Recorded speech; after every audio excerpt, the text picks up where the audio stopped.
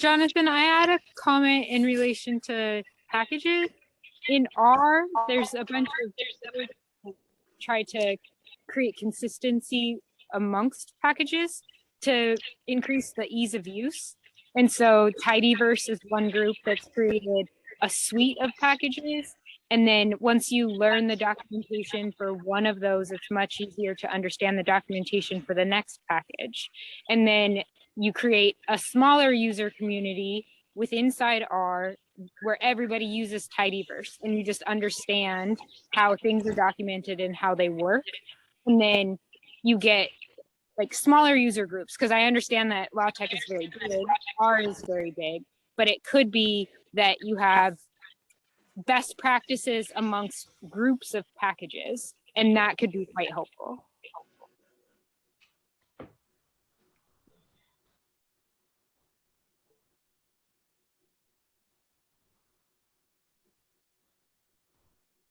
Thank you for that, Kelly.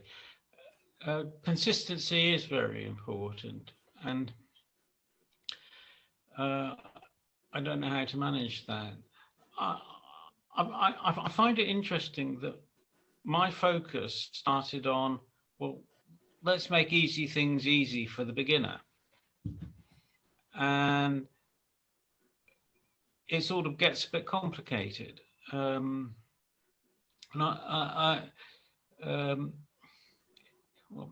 what's the word? You don't need a big cookery book to boil an egg. You can do quite a lot with very little kitchen equipment. And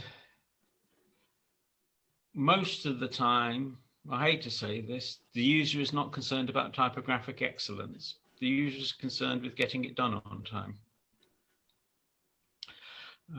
There's a story that I've heard attributed to Ronald Reagan when he was a movie actor.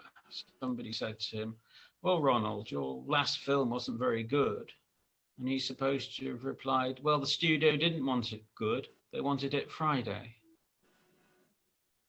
And I'm afraid that a lot of documents are something like that. But when we started with tech, print was an expensive process. And because print was an expensive process, you went to great efforts to get the typesetting right, because proportionally, it was a small part of the cost. But now print is cheap, particularly laser printing, and particularly if you're sending a PDF, so it's somebody else that's paying for the toner and the ink and the paper.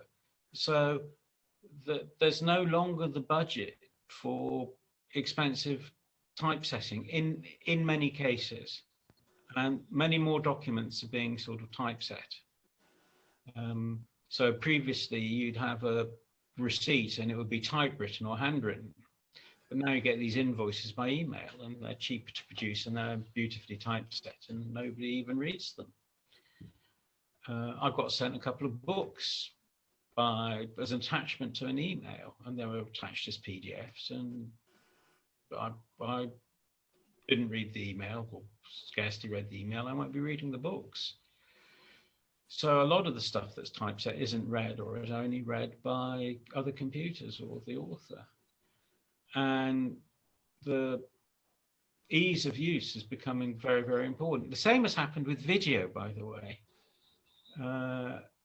It used to be that when broadcasting was very expensive and TVs were the size of a big, not TVs, TV cameras were the size of a big refrigerator, needed special equipment and so forth and so forth, it made sense to put some effort into making the studio pretty good and preparation and so forth.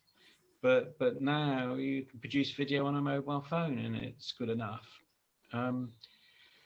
So the world of typography has changed and it's become a sort of mass market thing. In the 17th century, nuts and bolts came in pairs. Every nut had a bolt that fitted it and no other bolt fitted any other nut. And in the 18th century or so, the British amongst others, standardized nuts and screws and threads, and precision engineering was introduced and all sorts of stuff like that. And we are living in an age of commodification and mass production. And I'm all for preserving the high quality top end, very much so. But I'm also very much in favor of having people who want to typeset their mathematics, who want to write mathematics, to be able to do it easily. And so I got no objection at all to saying, here's 5,000 formulas encoded in TeX. And they're probably as good as anybody else will do. So there's a question for you. Where do you find the TeX encoding for every mathematic formula in the world? It might sound bonkers, but Neil Sloan set up the online encyclopedia of integer sequences in 1970, which was quite an achievement if you think about it, because the internet didn't exist at that time. It's the successor organization of his physical encyclopedia of integer sequences that was published on paper. And it's got about 250,000 sequences in it, and lots of documentation for many of the sequences. Some of them don't deserve much documentation. Can't we have a website that's got the top 3,000 mathematical formulas? No reason why we shouldn't. And oh, all right. Now, one more book. This is Michael Dub's book called TeX Starting from Square One. It's a small book. It's only 114 pages, very narrow. But unfortunately, it was written in 1993, and we don't have anything this small for LaTeX. Lamport's second edition from the early 90s is probably twice the size of this one. And most of the other books that we've seen published about TeX, because they try to cover a lot of ground, get to be big books. And beginners, of course, are put off by anything big. They want a simple solution to the problem. What they, of course, don't realize is that when you start talking about typography, everything is possible. The position of every single glyph on a printed or screen page is potentially controllable by the author. And they don't really realize that because they have some information to communicate that they think should be just something they can type in like they do with a word processor and magically displayed. But it's a lot harder problem than they realize until they really start trying to do something fancy typographically and discover word processors can't do what they want and TeX can.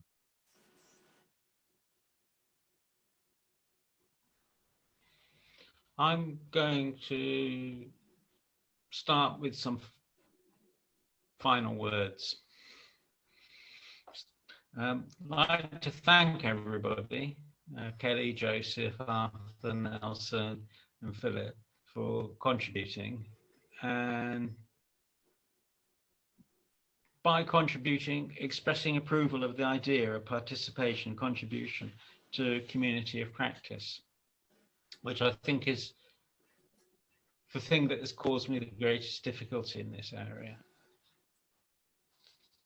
I'd like to particularly pick up on what Nelson has brought here, which is, I'll go back to Arthur Samuel wrote a little pamphlet called, I think, First Grade TeX, which is about 20 pages.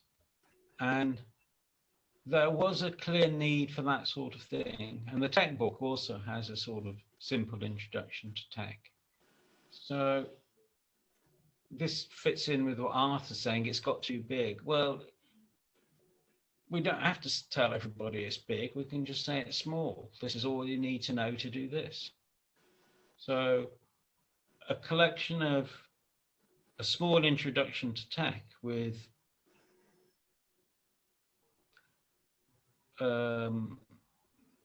examples of input and output and other things like that would work if it was good and if it was recognized as being good. And that's those things are quite hard. So that's my sort of final remarks on this, except to say that I'm feeling very encouraged by the discussion we've had, and feel much more heartened about all of this than I did this morning. So thank you all. Thank you. Thank you.